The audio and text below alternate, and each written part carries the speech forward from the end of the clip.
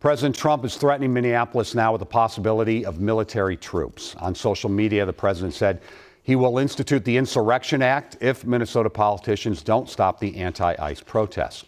What would that mean, and has that ever happened before? Esme Murphy joins us with from the newsroom with more on that. Esme? Hi, Frank. It would mean armed federal active duty soldiers would be patrolling the streets of Minneapolis. It's exactly what Governor Walz and Mayor Frey don't want and why they're pleading for calm. In his social media post, the president says, quote, many presidents have invoked the Insurrection Act. That is true. The last time was 34 years ago in 1992. President George H.W. Bush was asked by the then governor of California to send troops to end the violent riots in the aftermath of the Rodney King verdicts.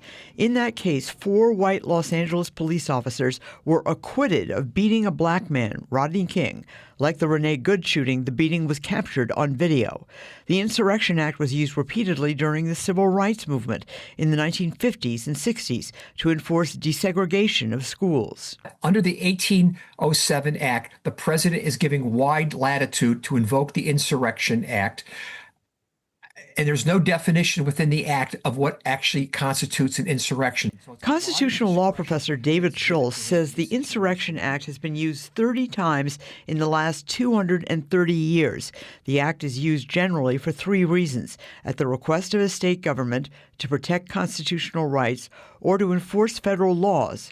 If the president invokes the Insurrection Act, citizens as well as journalists would keep all their rights. Even if the federal troops are on the streets, they still have to respect all the constitutional rights and liberties that individuals have, including the right to free speech, freedom of assembly, including the ability to do what? To photograph the federal troops and so forth. So this is not a suspension of the Constitution.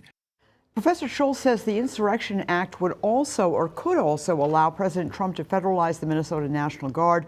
Normally, the Guard is under the command of the governor. The Insurrection Act could put it under the control of President Trump. All right. Thanks for the update, Esme. We appreciate it.